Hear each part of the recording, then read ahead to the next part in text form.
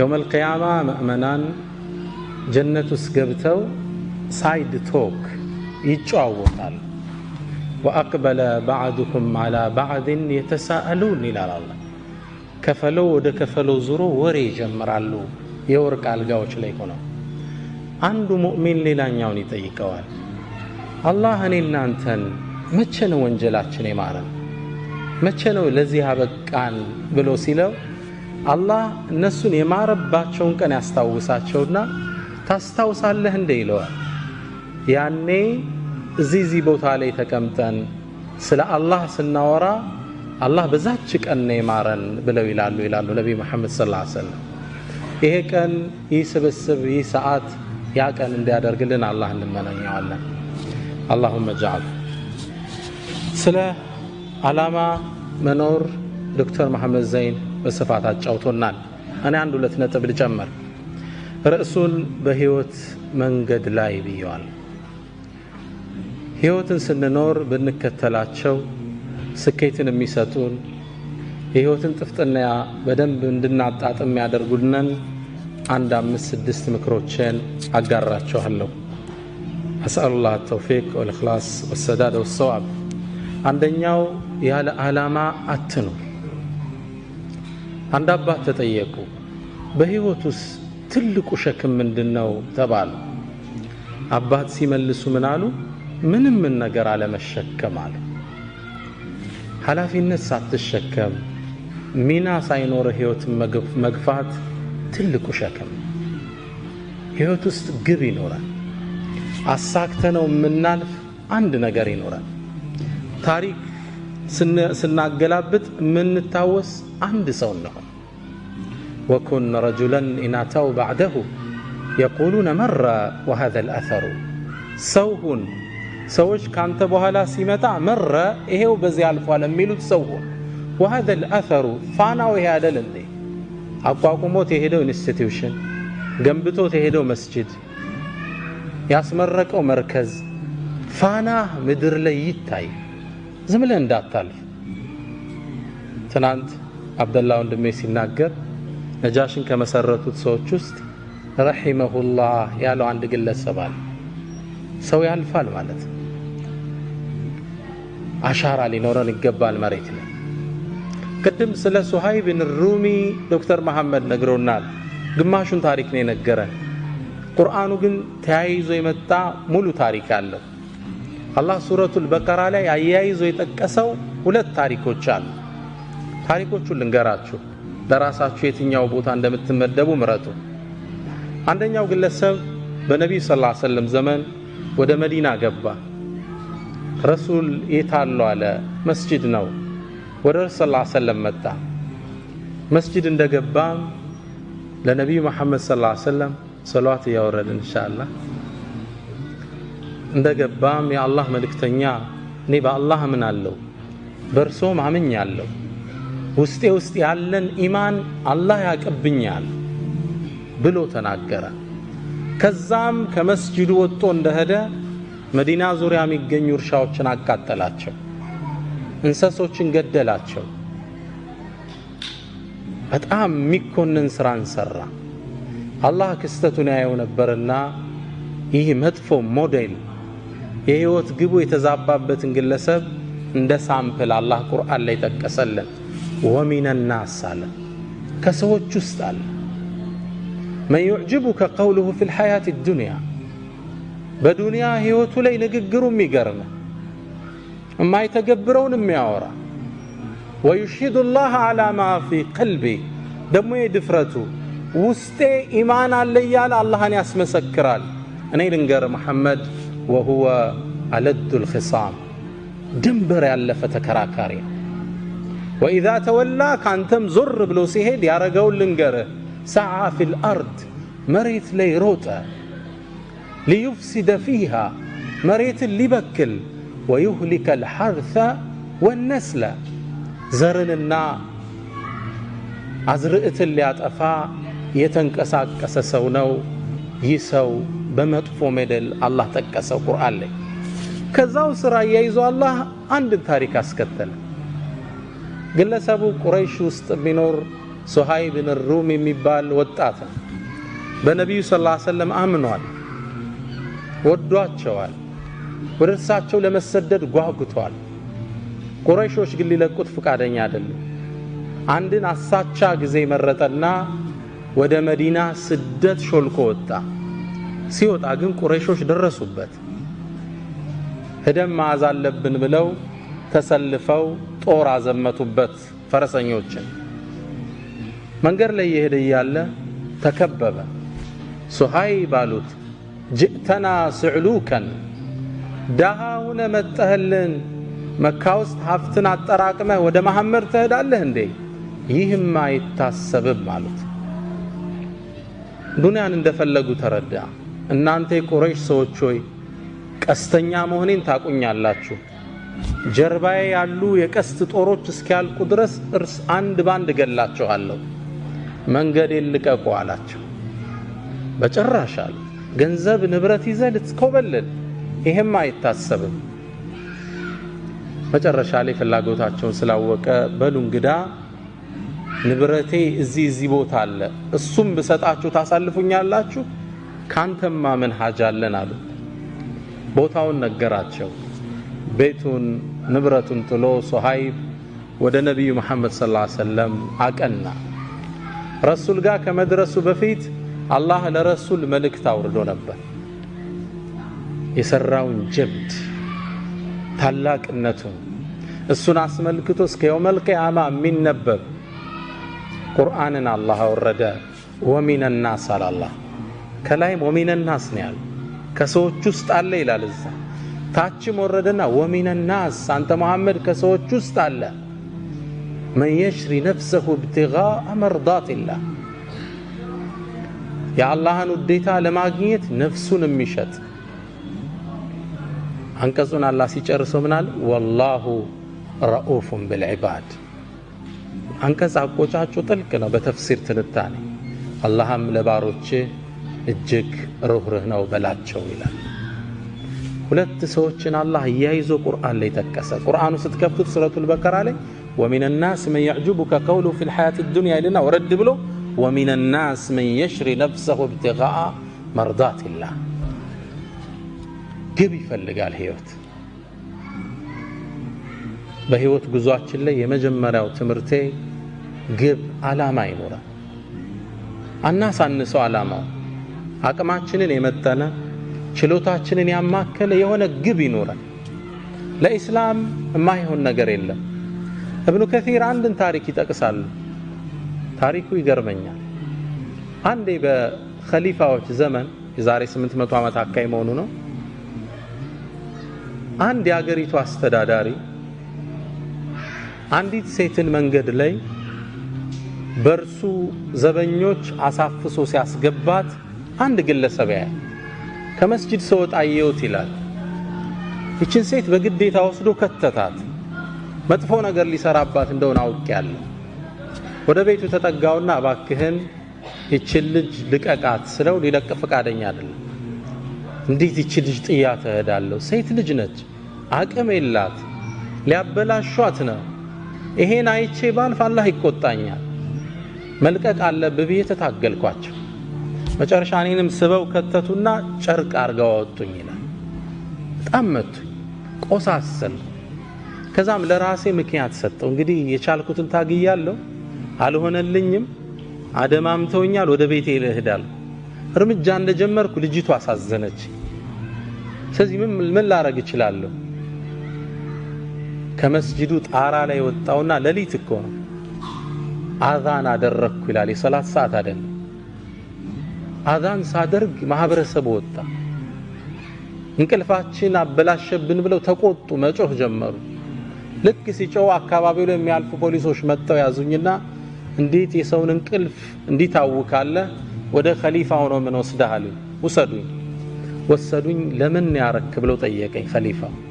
ሲለኝ ይሄ ዘመድ ታቀዌል የኛ ሀገር አስተዳደር አው እንዲያደርገው የሆነችን ሴት አድኗታል፣ አስለቅቃት ነው። አው ስትጣራ ያቺ ሴት ታስራለች።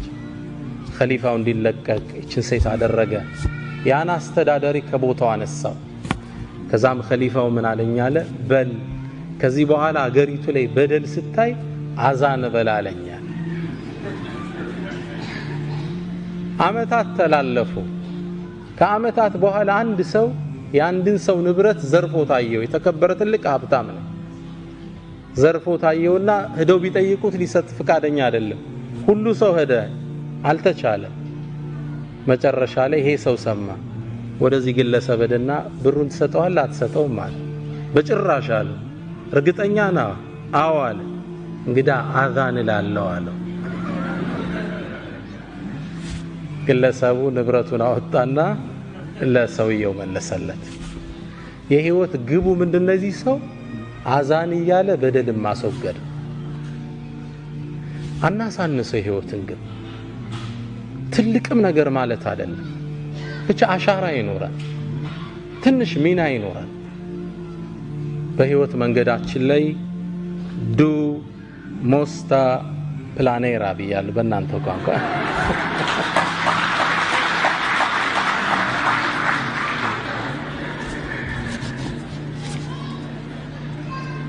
ከሁለት ወር በኋላማ በስዊዲሽ ነው ማስተምራችኋል ኢንሻአላህ። ሁለተኛ በህይወት መንገዳችን ላይ መጀመሪያው ጎል ይኖራል። ሁለተኛ መልካም ስነ ምግባር የልብ መክፈቻ ቁልፍ መሆኑን እንረዳለን። እህቶች፣ ወንድሞች፣ እናንተ የምትኖሩበት ሶሳይቲ ሙስሊም ያልበዛበት ማህበረሰብ ነው። ምናልባትም ሙስሊምን በትክክለኛ እስልምናን የማያውቅ ማህበረሰብ ውስጥ ትገኛላችሁ። ያ ግለሰብ የሚያውቀው እናንተን እንጂ እስልምናን አይደለም። እስልምና ትዝ ሲለው በስራ አብሮት የሚሰራው መሐመድ ወይም ፋጢማን ነው ያ ግለሰብ የሚያስታውሰው። ፋጢማ ጋር ሚስቴክ ካየ ኢስላም ውስጥ ሚስቴክ እንዳለ ያስባል። ስለዚህ እናንተ ቫይስ ጋራንት ኦፍ ኢስላም ናችሁ፣ የኢስላም አምባሳደር ናችሁ። አትጠራጠሩ። ጥሩ ስነ ምግባር ካዩባችሁ ኢስላምን ይወዱታል፣ ያነጻችሁን ዲን ይናፍቁታል። እናንተ ጋር ጋብ ካዩ ኢስላምን ነው የሚተቹት። ቁርአን የሚያውቁት ይመስላችኋል እንዴ? አያውቁትም። ከናንተ መሃል አንድ ሰው አስነስቼ የቡድሃን መጽሐፍ የሚያውቃለ ብል ይመልስልኛል አለ? ትርጉሙን አይደለም አይቶት የሚያውቃለ መጽሐፉ? አታውቁትም። የምታውቁት ቡድሂስቱን ብቻ ግለሰብ። ግልጽ ነው። የምታውቁት ግለሰቡን ነው። ጥሩ ከሆነ እነዚህ ቡድሃዎች ግን ጥሩ ሰዎች ናቸው ትላለ። በሂደት ምን ትላለ? መጽሐፋቸው ምን ቢሆን ነው ሃይማኖታቸው ትላለ። በሰውየው መማረክ ወደ ዲኑ የሚያዳርስህ በር ነው። እናንተ ፕሮግራም ተሰጥቷችሁ አርፍዳችሁ ስትሄዱ እነዚህ ሙስሊሞች ፕሮግራም አይጠብቁም ነው የሚል እምነቱን ነው ባንድ የሚያወግዝ። እናንተ ሀገር መጥቶ ስኮላርሺፕ ስለተማረ እዚሁ አውሮፓ ውስጥ አንድ ሱዳናዊ የጻፋት መጣጥፍ ልቤን ነካችኝ። ግለሰቡ ርዕሱ ላይ ምን ይላል? ሌባ ነኝ እንዴ ይላል ርዕሱ። ሌባ ነኝ እንዴ? ምን ገጥሞት ይሆን? በምኖርበት ትምህርት ቤት ውስጥ ይላል ከትምህርት ቤቱ በሚሰጠን ብር እየወጣን እቃ የምንገዛበት አንድ ሱፐር ማርኬት ነበር። እዛ ሱፐር ማርኬት ውስጥ ወጥቼ እቃ ገዝቼ እገባለሁ ሁሌ። ከዛ አንዴ ስወጣ ሁሌ የምገዛው አንድ የምግብ አይነት አለ። ሁሌ የምገዛው $20 ነው ያን እቃ። ከዛ አንዴ ግን ከጎኑ $25 የሚል ተመሳሳይ እቃ አገኘው። ከዛ በጣም ገረመኝና ለሱቁ ባለቤት ምን አልኳት? ይሄ እኮ ተመሳሳይ እቃ ነው አልኳት። አዎ አለች። ታዲያ ለምን የተለያየ ዋጋ ሰጠሽው? ዋው መሰጠት አለበት አለች። ለምን? ይሄኛው ድሮ የገዛ ነው። አሁን ግን ስናስገባ ዋጋ ጨምሯል። ስለዚህ ድሮ የገባው በ20 ብር ነው፣ ያሁኑ ደግሞ በ25 ብር ነው አለች። በእኛ በነጋዴ ቋንቋ አይሄድምና ታዲያ ለምን ዋጋው ስለጨመረ ሁለቱን 25 ማታረጋቸው አልኳት። ሎጂካል ነው አይደል? እሷ ጠጋለችና ወደ ጆሮዬ ሌባ ነህ እንዴ አለችኝ። ግለሰቡ ጽሑፉን ሲጨርስ ሌባ ነኝ እንዴ ይላል ሲጨርስ። የአኽላቅ የሰዎችን ልብ የምንከፍትበት ቁልፍ ነው። እቺ ሰው አሁን ምን አይነት ስብዕና ቢኖራት ነው ትላለች። 5 ብር መጨመር ትችላለች። እርግጥም አዲስ የወረደው ምርት 5 ብር ጨምሯል። አኽላቅ አደራችሁን ስፔሻሊ እናንተ ዘንድ ትህትና ይፈልጋል። ለቀጠሩ ታማኝ መሆን ይፈልጋል። እውነተኝነት ይፈልጋል። አገር ቢያስወጣ ስነ ምግባር ወደ ሰዎች ልብ የምንሄድበት መንገድ ነው። አደራችሁ እኔ እዚህ ዩሮፕ ውስጥ ማየው ፓርቲ ገርመኛል። ሳነብም ስከታተልም ደስ የሚል ኢስላሚክ ማነርስ በዘመናዊ መልኩ ተቀርጸው እናያቸዋል። እና እናንተ ደግሞ የሙስሊም አምባሳደር ናችሁ። በስነ ምግባር ጉድለት የምንፈጥረው ሰዎች ላይ የባህሪ መናወጥ ብዙ ሊያስከፍል ይችላል። አንተ አንድ ሰው የሥራ ባልደረባ ነው፣ አበሳጭታ አስቆጥተው ብትድ ያ ሰው ቀኑን ሁሉ ታውኮ ቢሁል አላህ ዘንድ አንተ ወንጀሉን ትጋራለህ። አንድ ጸሐፍት ምን ይላል መሰላችሁ? ድመቷን ማን መታት ይላል። ማን እንደመታት አብራችሁን ይፈልጉ። አንድ ትልቅ መስሪያ ቤት ላይ የሚሰራ የቤት አስተዳዳሪ ለስራ ይገባል። ሲገባ የድርጅቱ ዋና ኃላፊ ተቆጥቶ ነበር። በዛን ቀን ባህሪው ጥሩ አልነበረም። ልክ ስራ እንደገባ ያንን ግለሰብ ወረፈው፣ በጣም ሰደበው፣ አበሳጨው። በጣም ተቆጥቶ አእምሮ እንደጋለ ወደ ቤቱ ነዳ፣ ድራይቭ አረገ። ቤት ሲደርስ በሩ ጋር ማን ጠበቀችው? ሚስቱ ጠበቀችው። ከዛ የተቀበለው ሙቀት አዘነበባት። እህቶች አላህ ያስችላችሁ። ያው ባሎች ሲቆጡ እናንተ ላይ ነው አርም ያሳርፉት። ሚስትን እሱም ሰደባት። ተራ ነገር ነው የምታወራው። ተቆጣት፣ አበሳጫት። እንዴ ምንድን ሆኜ ነው የምትለኝ? ምን አረኩ? መለሰችለት። ያናግራት ፈቃደኛ ጥላት ገባ። ተበሳጨች እሷ። ትንሽ እርምጃ እንደሄደች ከኋላ ልጇ ይጎታታል። ማማ ምንድነው? ቸኮሌት ግዢልኝ፣ ዞር በልፊቴ በጥፊ። እሷም ከባሏ የተቀበለችውን ማን ላይ ጣለችው? ልጇ ላይ ጣለችው። ልጅ ደግሞ እጁ ላይ ለካ ትንሽ ብስኩት ይዞ ነበር። ከስር ድመት መጣ፣ አንጋጣ ስጠኝ ትለዋለች። ቤቢ ደግሞ ተበሳጭቶ ነበርና በካልቾ ጥጋ ደረሰ። ድመቷን ማን መታት? ማን ነው የመታት ድመቷን? ማን? መሐመድ። የመጀመሪያ አበሳጨው የካምፓኒው ማናጀር። ትስማማላችሁ? የስ ማሙሽ አይደለም የመታት። ቤተሰቡ የተቀባበለው መጀመሪያ የተለቀቀበትን ሰዓት ነው። አንተ አንድ ሰው ላይ የምትፈጥረው መናወጥ፣ የስነ ምግባር ጉድለትህ ብዙ ፋሚሊ ሊያዛባ ይችላል። ስነ ምግባር ወደ ሰዎች ልብ የምንሄድበት ምንድነው? መክፈቻ ቁልፍ ነው። በህይወት ጉዟችን ላይ ጥሩ ስነ ምግባር ይኑረን። ሁለተኛው ምክር እሱ ነው። ሶስተኛው በህይወት መንገድ ላይ ለሰዎች ቅን ሐሳብ ይሁን። ደግነት ለራስ፣ መጥፎነት በራስ ላይ። አላህ ቁርአን ላይ አንድን አዋጅ ይናገራል። ኢና አህሰንቱም፣ መልካም ብትሰሩ አህሰንቱም ሊአንፉሲኩም፣ ለራሳችሁ ነው፣ ውጤቱ ወደ እናንተ ነው የሚመለሰው። ወኢን አሳእቱም፣ መጥፎ ብትሰሩ ፈላሃ፣ በነፍሶቻችሁ ላይ። ደግነት የህይወት መርሃችን ይሁን። በህይወት ጉዟችን ላይ ኢንሻአላህ ደግ እንሰብ፣ ለሰዎች መልካምን ለማድረግ እንሰብ። ደግነት ነፃነት አለ። ፈላስፋዎች ሁሉ ዓለም ላይ ያለፉ ፈላስፋዎች ፊሎሶፈርስ በሁሉም ሐሳብ ላይ ተለያይተዋል። ስለ አላህ እንኳን ተለያይተዋል። የነ ኒቼን መጽሐፍ ብታነብ ጋድ ኢዝ ዴድ የሚለውን ሐሳባቸው መፋለስ ታየዋል። በአንድ ሐሳብ ላይ ግን ተስማምተዋል። እርካታ የሚገኘው ከመስጠት እንጂ ከመቀበል አይደለም። ብዙ ብር ስታገኝ ይመስላል እርካታ የምታገኝ፣ ከመስጠት ነው ሃፒነስ ያለ። ደግ በህይወት ጉዟችን ላይ ደግ ሰው ነው ለሰው ቅን እንሰብ የሥራ ቫካንሲ አየህ ስራ ላይ እንትና እኮ ስራ የለውም ደውለህ ጥራው እህቴ የሆነ ጥሩ ሰው አየሽ እገሌ እኮ ለእንትና እንዲህ ሊሆናት ይችላል ቅን ማሰብ ለሰው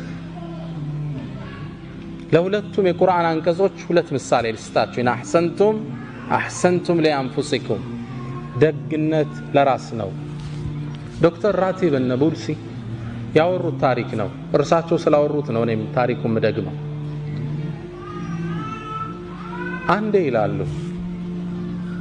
አንድ የመስጂድ ኢማም ኸጢብ አሰጋጅ ናቸው ትልቅ ዓሊም ናቸው በህልማቸው አንድ የሚገርማቸውን ህልም አዩ በህልማቸው ያዩዋቸው ነብዩ መሐመድን ሰለላሁ ዐለይሂ ወሰለም አላህ ሁላችንን ይወፍቀን ኢንሻአላህ ነብዩ መሐመድ ሰለላሁ ዐለይሂ ወሰለም ሐዲስ ላይ እንደሚሉት መራአኒ ፈቀድ ረአኒ فإن الشيطان لا يتمثل بي እኔን ያየኝ አይቶኛል ሸይጣን በእኔ መመሰል አይችልምና ይላሉ አላህ እርሳቸውን ከማዩት አላህ ያድርገን በህልም ይህ የመስጂድ ኢማም አዩዋቸው ነብዩ መሐመድ ሰለላሁ ዐለይሂ ወሰለም አንድን ኃላፊነት ለግለሰቡ ሰጡት ከመስጂዱ ጥግ የሚኖር ገሌ የሚባል ሰው አለ ህድና በጠዋት ቤቱ فبشره انه جاري في الجنه ጀነት ውስጥ ጎረቤቴ እንደሆነ ንገረው ከባድ ብስራት ነው አይደል ኢማሙ ከንቅልፍ ነቁ ይሄን ብስራት እሳቸው ማመታት ያሰገዱት አላገኙት ስንት ሰው ያስተማሩ የነብዩ ጓደኝነት በጀነት ጓደኛ ማን ይሆን ግለሰቡ ወደ ቤቱ አቀኑ ቤቱን ሲያንኳኩት መስጂድ ላይ በርቀት የሚያውቁት አንድ ግለሰብ በጣም ተገረሙ እኔ አንድን ነገር ልነግርህ ነው የመጣው አሉት ምን ብትሰራ ነው ረሱል ሰለላሁ ዐለይሂ ወሰለም በጀነት ጎረቤታቸው እንደሆንክ እንድነግርህ ላኩኝ ምን የሰራኸው ኸይር ስራ አላሉ ግለሰቡ ምን አለ ምን ኸይር ስራ አለኝ ብላችሁ ነው ምንም የለኝም በጭራሽ አንተና አላህ የምታውቁት ትልቅ ምስጢር አለ በአላህ የሆነብህ ነገረኛ አሉት ግለሰቡም ሼህ ያው ሀያ ያዘው ከጠቀመውት አንዲት ስራ አለችኝ እሷን ላጫውታችሁ ነገረኛ አሉት አንዲት እንግዲህ ሲኖር ለጋብቻ ወሰነና አንዲትን ወጣት ለጋብቻ ጨዋት ይላል ሳገባት ንጹህ ሴት ናት ብዬ ነው ነገር ግን ማላቀው ታሪክ ነበራት ልጅቱ ባገባዋት በአራት ወር ውስጥ ልጅቱ አጋጣሚ እርጉዝ ነች ያረገዘችው ከሌላ ነው አላህ ይጠብቃችሁ ኢንሻአላህ ግን ትዳር መስርታለች ምጥ መጣኛለች የት ነው ያረገሽው በጣም ፈራች አለቀሰች ተጸጸተች አፉ በለኛለች ግን ተበሳጭቻለሁ መጨረሻ ላይ ራሴን ሁለት አማራጭ ላይ ያገኘሁት አንድ እቺ በዝሙት ያረገዘች በጣም ማትረባ ተራሴት ብዬ ለቤተሰቦቿ መልሼ አካባቢው አይን ላፈር እንዲላት ማድረግ አንድ አማራጭ ሁለተኛ ደግሞ ተሳስታ ነው እቺ ልጅ ወጣት ነች እዚህ በህይወት የሆነ አጋጣሚ ተሳስታለች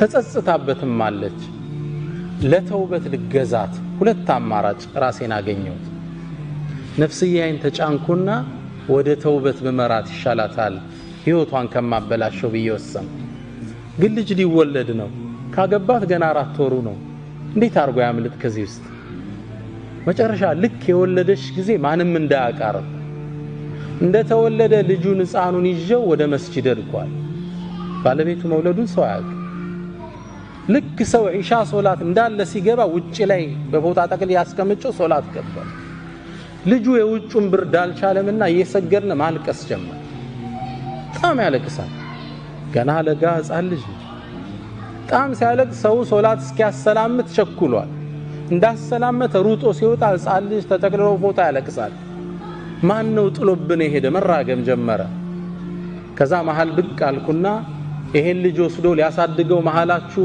ሚችል ሰው አለ አልኳቸው ልጆቻችንም አልቻልነ ደሞ ገና ሚጠባ ህፃን ልጅ እንውሰድ እንዴ ምን ነካ አንተ ከዛ ቀበል አደረኩና ማህበረሰቡ እየሰማኝ እኔ ታቃላችሁ ባለቤቴ አሁን ያገባዋት ልጅ የለኝም የቤተሰብ ጫና ስለሌለብኝ ይሄን ልጅ ወስጄ አሳድገዋለሁ አላቸው።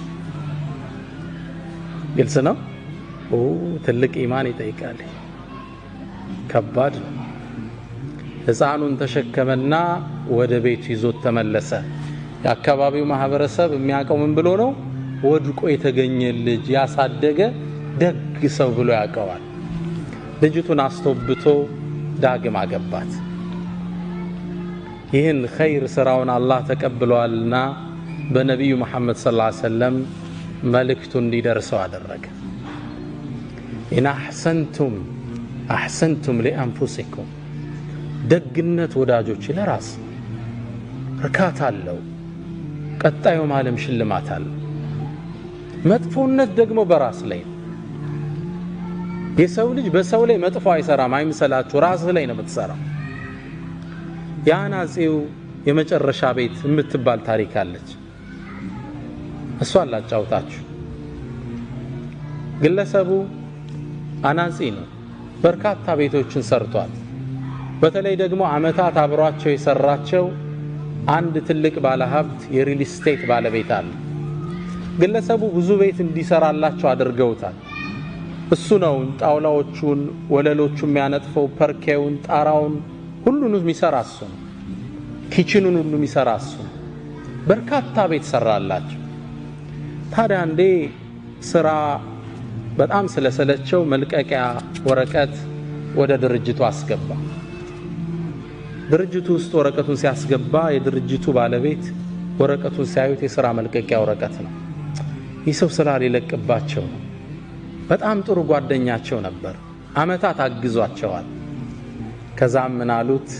በል ስራውን ልትለቅ ወሰንክ? አዎ። እንግዲህ አንድ ነገር ላስቸግረ። ምን አላቸው? የመጨረሻ አንዲት ቤት ስራልኝ፣ ማስታወሻ ትሆነኛሉ። ሰውየው ለመስራት ፍቃደኛ አይደለም። መጨረሻ ግን ከነበራቸው ቆይታ አንፃር ይሻላቸው።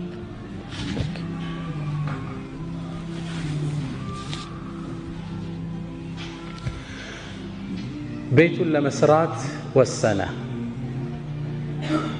ለመስራት ግን ፍላጎት አልነበረው።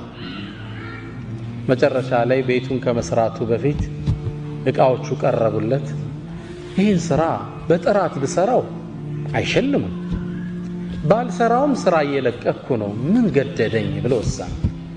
ከዛም ቤቱን እንደነገሩ የመጨረሻ ቤት ስለሆነ ጠገንገን አድርጎ በማይረባ እቃ ጥራት በሌለው አሰራር ቤቱን ሰራው። የግለሰብ አይደለም ቤት ኪችን መሆን የማይችል ቤት ሰርቶ ለእርሰውየው ቁልፉን ወሰደላቸው። ሰውየው ደግሞ ቁልፉን እንደተቀበሉ ወዳጄ ወይ ያሉት ዙረው፣ ይህም ቤት ስራልኝ ያልኩ ለኔ አልነበረም፣ አመታት ከኔ ጋር ሰርተሃል፣ ለአንተ ማስታወሻ እንዲሆን እፈልጋለሁ። ወኢን አሳእቱም ፈለሃ፣ ይህ ቋሚ ህግ ነው፣ እንዳትጠራጠሩ። ደግነት ለራስ ደግ ነው። ደግ ከመሆን የሰው ልጅ ምን ይከስራል? በሐሳብ ቀን ደግ ለሰዎች፣ መጥፎ ዙሮ ይጠልፋል፣ አትጠራጠር። አንድ ግለሰብ ባለቤቱ ጋር ልግባባ ይላል በወሬ። አጋጣሚ ተቆጥቶ የሆነ ነገር አደረግኩ ሲል ማይሆን ቦታ ይመታትና ትወድቅበታለች። ስትወድቅበት ትንሽ አያት፣ ትንፋሿ ቀጥ አለ፣ ሞተችበት። ደነገጠ። ምን ያደርግ? ገደልኳት ቢል ዕዳ ነው፣ ለወሬም አይመችም። ምን ያደርግ? አንድ ጓደኛ አለው፣ ደግ ያልሆነ ጓደኛ። ባለቤቴን እኮ ሳላቅ እንዲያርጊ ስመታት ገደልኳት፣ ምን ላድርግ አለው። ነው እንግዲህ አጋጣሚ ወድቃ ሞተች ብለ እንዲያደርግ መፍትሄ ብዙ አለ አይደል? ሸረኛ ነበርና መጥፎት መውጫ ነገረው። አይ የምታረገውን አንድ አቋራጭ መንገድ ልስጥህ አለው። አንድ ወጣት፣ ቆንጆ ወጣት ሲያልፍ ያዘውና እሱን ገደለውና ላይዋ ላይ ጣለው። ከዛም ዚና ስትሰራ አገኘዋት፣ ተበሳጨች፣ ሁለቱንም ገደልኩ ብትል ይሻላል አለ። ግለሰቡ መውጫ መሰለውና አው አሻራዬም ይኖር ይሆናል እሷ ላይ መመርመሩ ስለማይቀር እንደገደልኩ ይታወቃል፣ አሁን የሰጠህ መውጫ ቆንጆ መውጫ ነው አለ። በሩጋ ሆኖ ይጠብቃል። አንድ ለግላጋ ቆንጆ ወጣት አለፈ። ወደ ቤት ጋበዘው። ልክ እንደገባ የሚስቱን ጽዋ ቀመሰ። ወጣቱን ላዩ ላይ ጣለ። ቤተሰቡን ጠራና ይሄው ጉድ ሰራችኝ፣ ጉድ ሰራዋታል። ይሄ ታሪክ በዚህ ተቋጨ። ያ አስተያየት የሰጠው ጓደኛው በዛ ምሽት ቆዝሞ አመሸ። ሰዓቱን በየደቂቃው ይመለከታል። ረዘመበት። ለካስ የሚጠብቀው አንድ ወጣት ልጅ አለው። ዛሬ ልጅ ምን ነክቶታል? ሰዓቱን ተደጋግሞ ይመለከታል። ጠበቀው፣ አልመጣም። ልጅ ይህ ሰው እንቅልፍ ሳያገኝ አደረ። ጠዋት ወሬ ሲያጣራ የተገደለው ልጅ ማን ነበር? የራሱን ልጅ ነበር። ወኢን አሳእቱም ፈላ። በህይወት ጉዟችን ላይ ሶስተኛው ምክሬ ደግ ነው። ቅን እንሁን ለሰዎች ለውጥ እንሳብ። ለእህትሽ እድገት ሐሳብ ይሁን። ማንን ይጎዳል ደግነት? ማንስ ነው ደጉ ነው የጠፋው? ደግነት ዋጋው ወደ ራስ ይመለሳል። በህይወት ጉዞህ ላይ ሌላው አራተኛው ምክሬ ሁሌም ተሐድሶ ያስፈልጋል። ሁሉም የህይወት ክፍሎችህን ሁሌም ልታንጻቸው ይገባል። የሰው ልጅ 4 ነገሮች እንዳሉት ይታመናል። አእምሮ፣ መንፈሱ፣ አካሉና ስሜቱ። ማይንድ፣ ቦዲ፣ ኢሞሽን እና ስፒሪት ይሉታል። 4 ነገሮች አሉ። እነዚህ በህይወት ጉዞህ ላይ ሁሌም እድሳት ያስፈልጋቸዋል።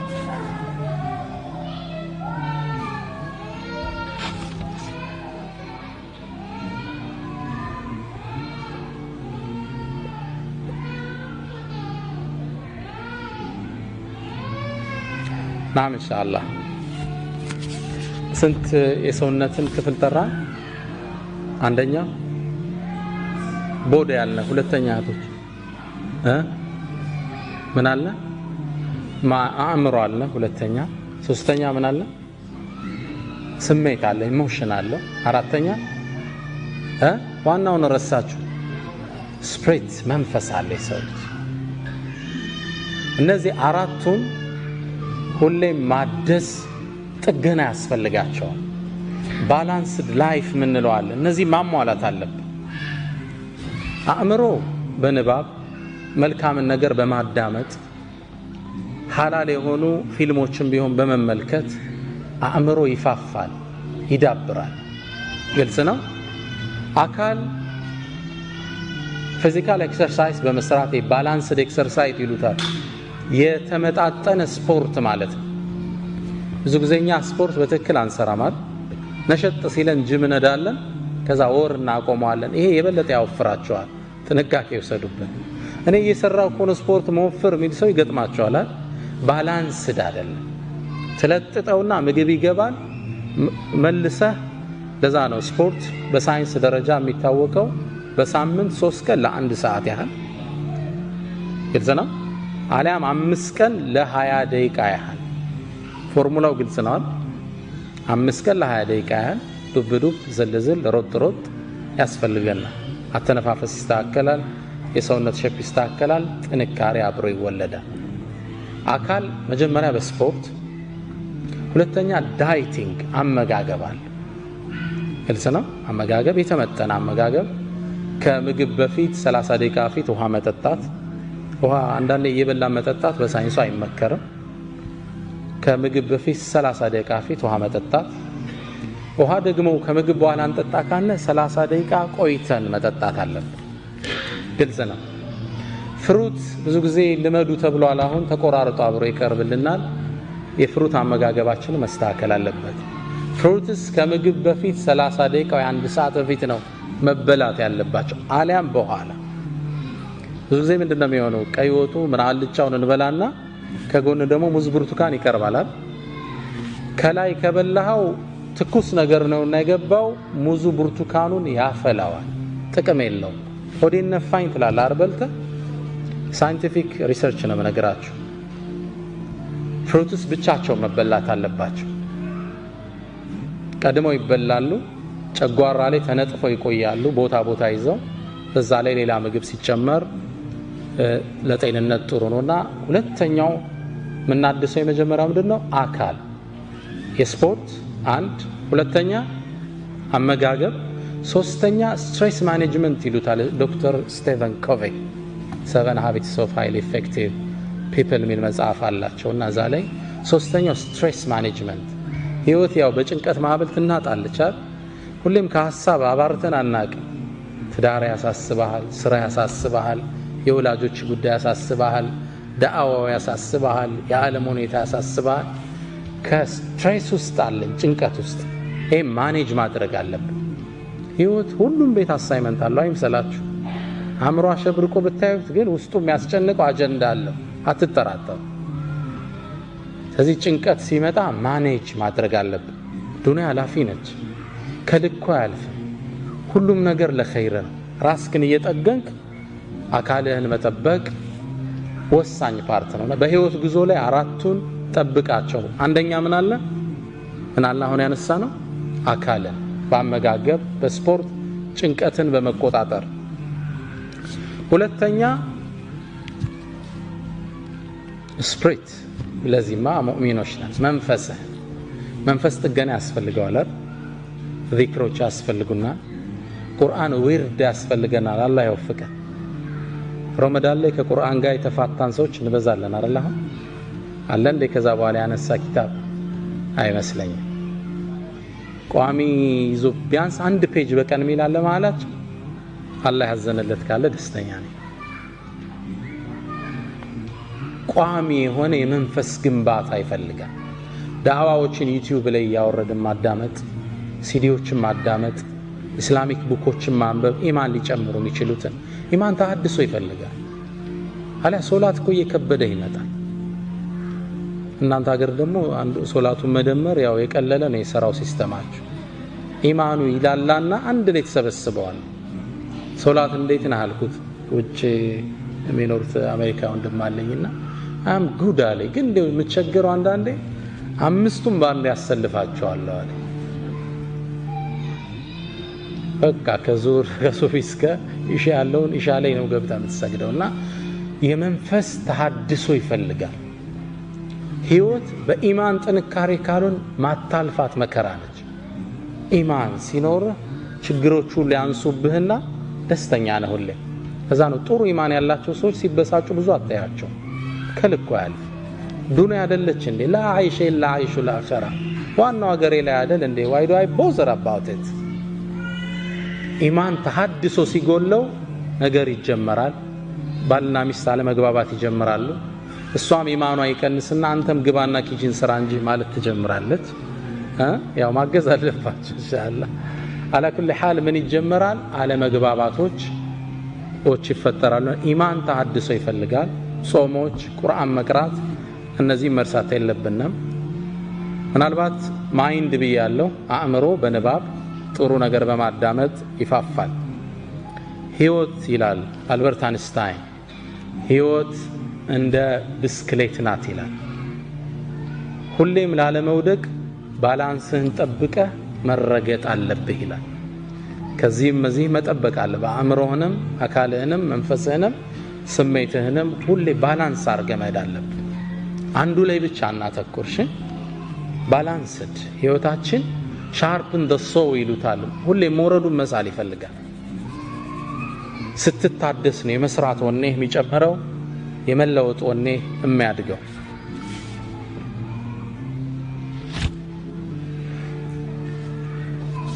አምስተኛው ነጥብ በህይወት መንገድ ላይ ነጥቦችን የያዛችሁ ነው። ነጥቦቹን ነው ሐሰን በሲዲዮ አታሏችሁ ነው ያው ይደርሰናል ብላችሁ ነጥቦችን አንርሳችሁ ኢንሻአላህ። ያለ ዓላማ አትኑር ብለናል። መልካም ስነ ምግባር የልብ መክፈቻ ቁልፍ ነው ብለናል። ሁሌም ደግ ሁን ብለናል።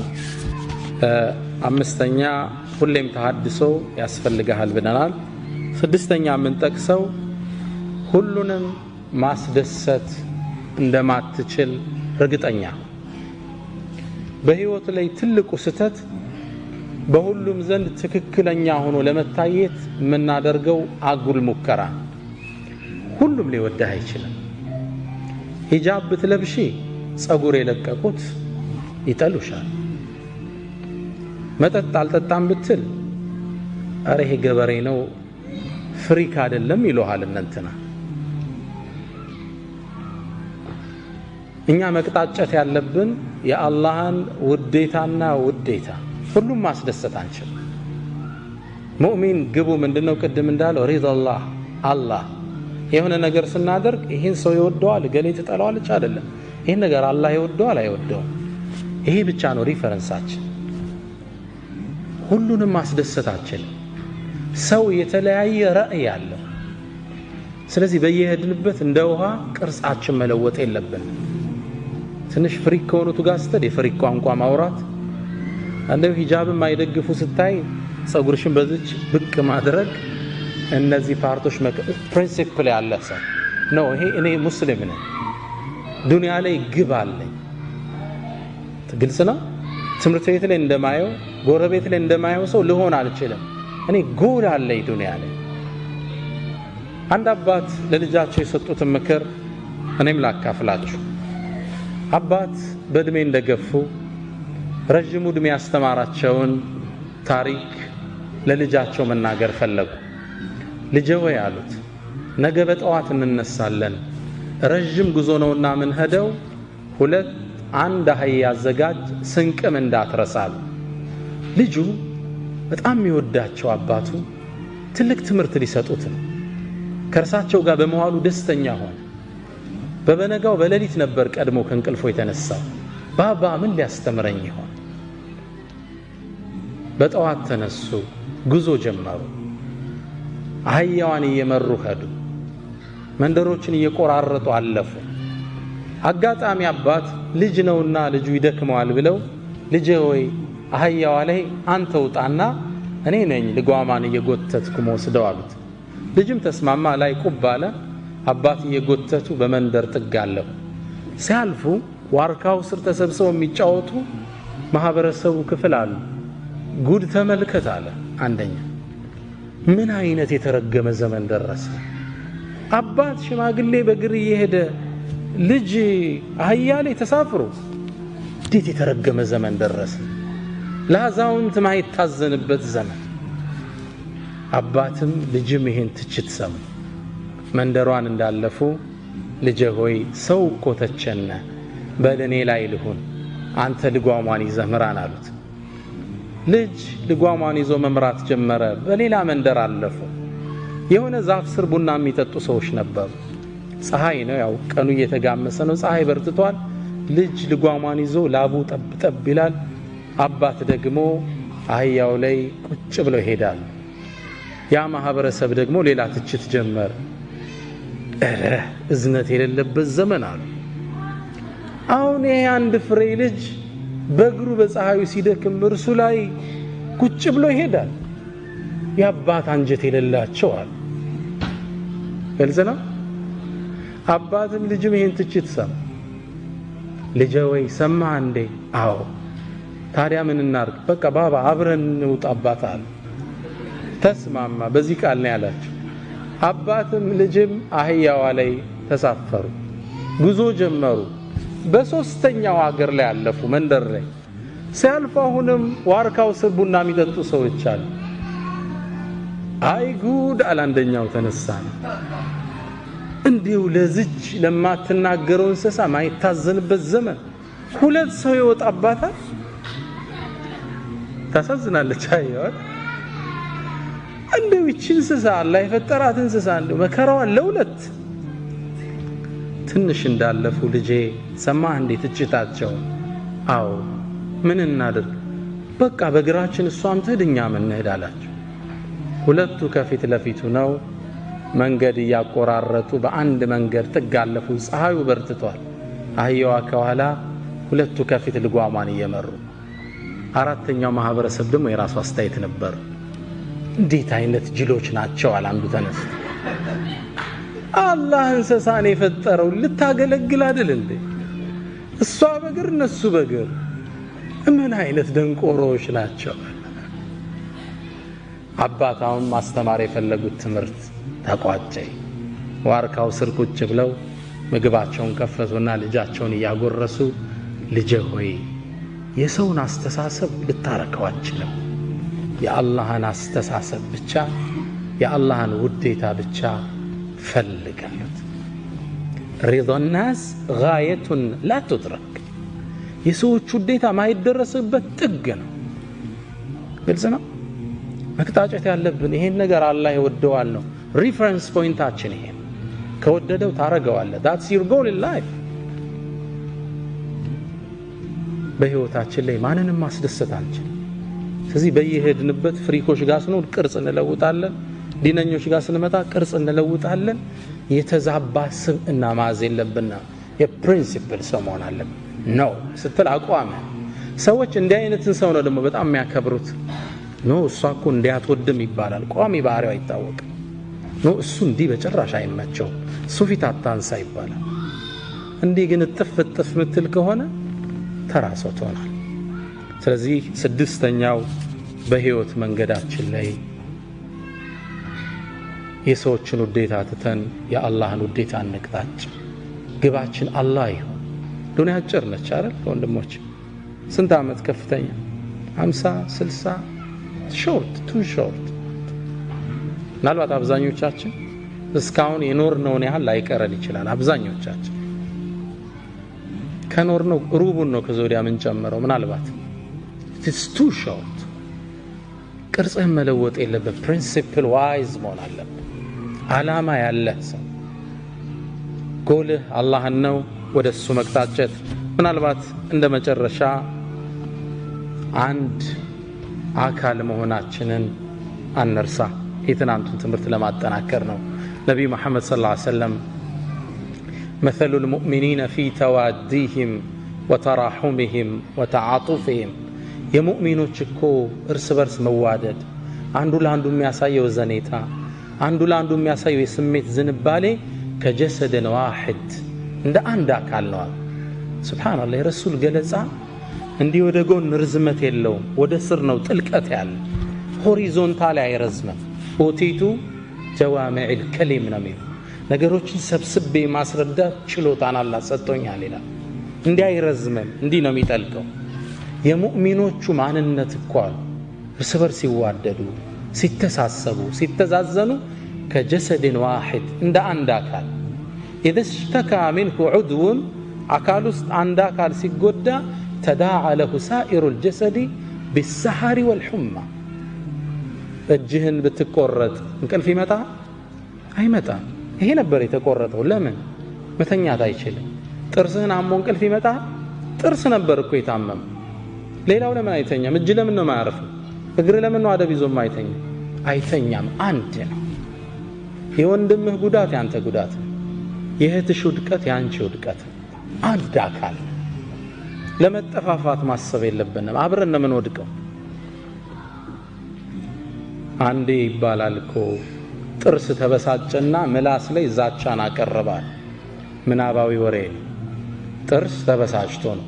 አንቺ ምላስ አርፈሽ ቁጭ ካላልሽ ቀርጥፌ ነው ማሳረፍሽ አላት። ግልጽ ነው። እዛው አኝኬ ነው ማሳረፍሽ፣ ስርዓት አድርጌ አላት። እሷም በስጨት አለችና አንተም ስርዓት አልስካልክ አንዱን ተሳድቤ ነው ማስረግፍ አለች። ግልጽ ነው። ግልጽ አይደለም። አንተም ብቻ አይደለም ከነ 32 ቤተሰብን ማስወጣ አለች። መጠፋፋት ነው የሚሆን። ግልጽ ነው። እኔን አንተ ለማጥፋት ስታስብ አንተም አብረህ ነው የምትወድቅ። የሙስሊም ሚዲያ ሆነ መሪህን ስተች፣ መሪው ደግሞ አንተም ቢተች አብረህ ነው የምትወድቅ። መጠፋፋት ይሆን። እዚህ በህይወት ጉዟችን ላይ አንድ አካል እንደሆነ እንሰብ። አንዱ ለአንዱ ጉድጓድ አይቆፍር። አንድ አካል በህይወት ጉዟችን ላይ እንደ አይነት ሰው እንሆን። የመጨረሻ በህይወት ጉዟችን ላይ ጥገኛ ነው። ጥገኝነትን ተጸየፉት። ስራ ለመስራትን በጣም ራቁት። ከማንም ስር ጥገኛት ሰርተን ራሳችን ለማብቃት ከዛም አልፈን ሌላውን ለመርዳት ቁልፍ ሰው ነው። ግልጽ ነው።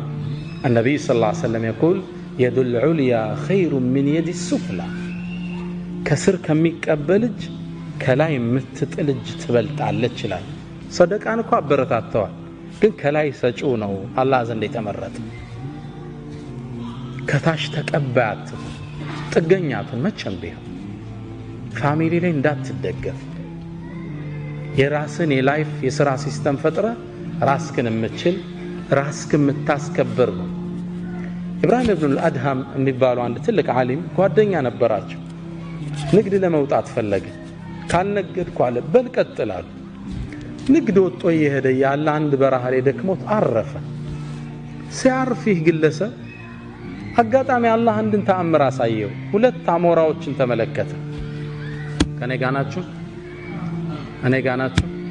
ኢንሻአላህ ሁለት አሞራዎችን ተመለከተ። አንደኛው አሞራ አይኑ አያይም አጋጣሚ፣ ሌላ አሞራ ሌላ ቦታ ምግብ ይዞ መጥቶ አፉን አስከፍቶ ምግብ ሲመግበው አየ። ሱብሃንአላህ አለ ግለሰብ። አሞራን በረሃ ላይ የሚቀልብ ጌታ እያለኝ ነው እንዴ ንግድ ብዬ አህያ አሰልፌ የወጣሁት? ወደ ሀገር ያለ መሪውን አዞረ። ከተማይቱም እንደገባ ይህን ትልቅ ዓሊም አገኛቸው። ያ ሼኽ አለ አላህ በረሃ ላይ አሞራ የሚመግብ ጌታ እኔንስ ቤቴ ሆኜ ይመግበኝ የለ ምን ስራ አሰራኝ አላቸው።